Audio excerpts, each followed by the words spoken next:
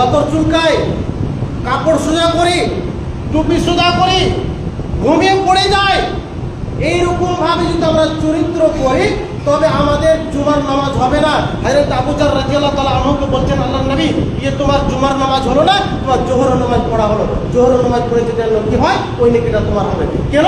এই জুমার নামাজ যদি আপনি সঠিকভাবে পড়েন তবে আপনার আল্লাহ রাব্বুল আলামিন এক জুমা থেকে ওই জুমা যতগুলো আপনি গুনাহ করবেন মধ্যখানে সমস্ত গুনাহগুলো আল্লাহ রাব্বুল আলামিন ক্ষমা করে দেবেন। যদি ওই লোকটি যে লোকটি আল্লাহ নবী সাল্লাল্লাহু আলাইহি ওয়াসাল্লাম বলেন, যে লোকটি গোসল করলো, ফরজ নামাজের ফরজ গোসলের মতন গোসল করে নিল, এবার ওই রকম করে গোসল করে চলে আসলো, সুন্দর করে একটি পরিষ্কার কাপড়, সুন্দর একটি কাপড় পরে চলে এসেছে, মসজিদে চলে এসেছে।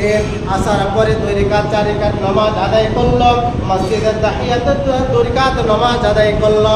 আদায় করার পর সুন্দর করে এবার নামাজ আদায় করে এবার সুন্দর করে এই মাওলানা এবার বলবে কি করতে চালু করেছে, খুতবা শুনতে চালু করেছে, সুন্দর হয়ে বসে আছে। এরকম করে কোনো আমাদের মতন করে বসে নাই, আমাদের মতন করে কত চলকা নাই, সুন্দর আজকে খতম করে দিল। আল্লাহ নবী সাল্লাল্লাহু আলাইহি সাল্লাম বলে, হে আমার উম্মতেরা তোমরা শুনে মাফ করে দিবে। আচ্ছা দিলে হাত দিয়ে বলেন তো কি যে আমার জুমার নামাজটা হয়েছে কি হয় না? কে বলতে পারবেন? হ্যাঁ, কোন 100টার মধ্যে আমি 50টা লোককে দেখি তো সে লোকটি জুমাতে ঘুমায়, জুমাতে ঘুমায়। ঘুমার কথাটা বেশি বলবো তো রাগ বেশি হবে মানুষের, কিন্তু এই জুমার মসজিদে এতটা আমাদের চরিত্র খারাপ হয়ে গিয়েছে।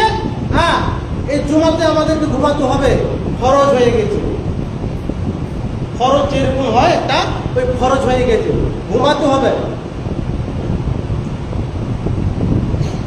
তো এই জুমার দিনে যারা আগে আসে, আগে আসার কি ফজিলত রয়েছে?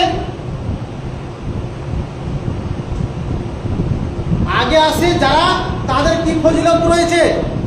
তাদের অনেক ফজিলত রয়েছে। আমরা কুরবানি করি, তো যারা সর্বপ্রথম আসে তো তাদের ফজিলত হলো ওটা